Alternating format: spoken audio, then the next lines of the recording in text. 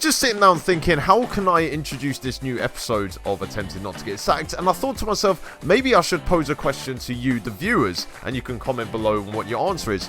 So the question I've got here is, what is your favourite feature in Football Manager 2019? I mean, my answer is, my favourite feature is that my players just don't score when I tell them to score. That's my favourite feature.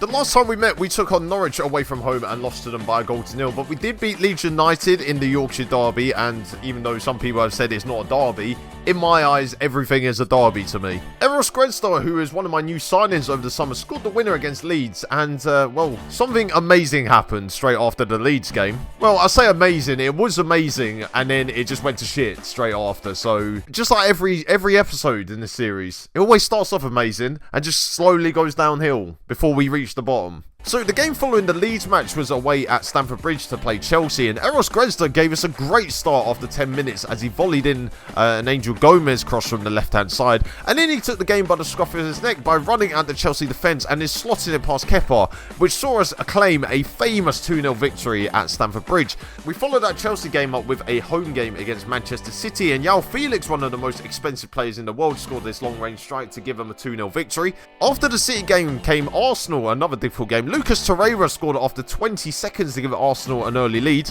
but Ollie Berg then ran at the Arsenal defence, and after his first shot was initially saved by the keeper, he then slotted in the rebound to equalise for us, but we ended up losing 2-1.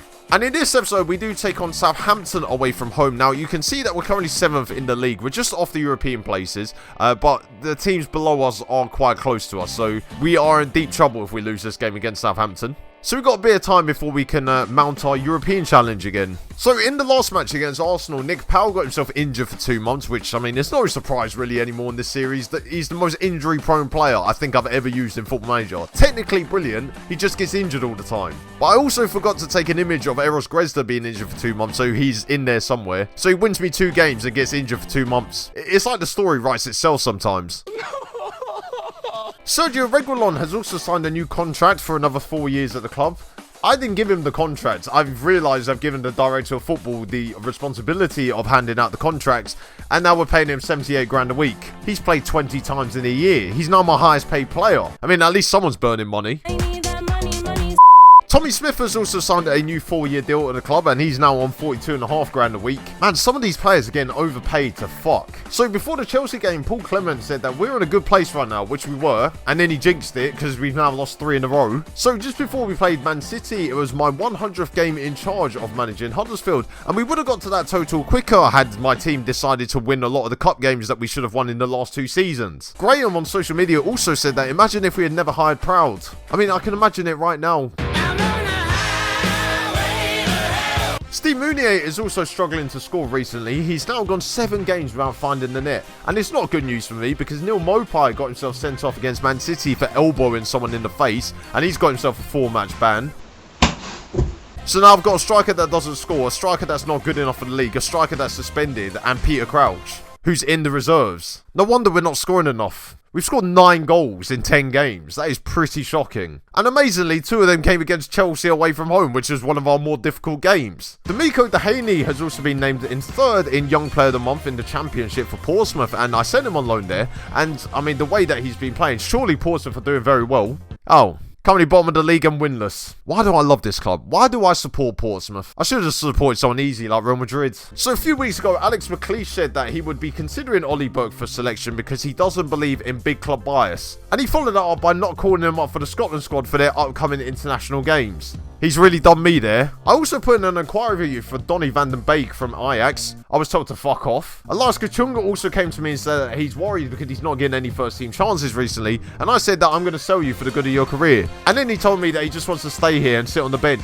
Great. At least he said sorry to me. Oh, sorry. I've also found out from the board as well that my job security is currently untouchable. I feel like that's the only time that's ever happened. And of course, if the expectations are incredibly low like they are at Huddersfield, I obviously am going to surpass them.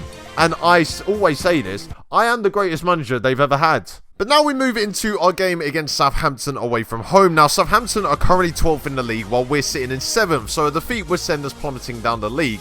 With that in mind, I have set up in a 4-2-3-1 formation, and John McGinn returns to the side to partner Marcus Llorente in the centre of midfield. Angel Gomez plays in the number 10 role for the first time this season as Nick Powers picked up an injury for the next few months.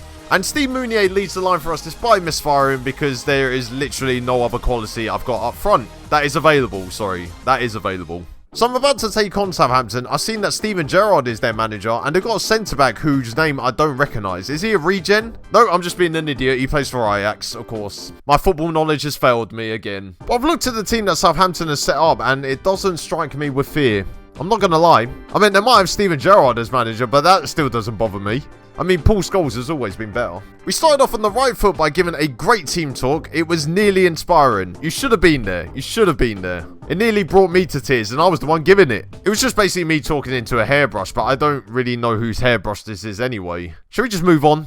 After about 7 minutes, James Ward-Prowse's free kick found Serge Gnabry, and after his shot was saved and then a few more shots were blocked and saved, Romeu then crossed the ball in the box and Danny Ings to head straight past Dean Henderson. But part of me was like waiting because I forgot that VAR is a thing in this game. Obviously, I haven't really had it this year in Football Manager, and I went to see if they were going to give the goal, and they gave the goal. What a waste of time that was. And then when I went and watched the replay that they did, I mean, why did they need VAR for that?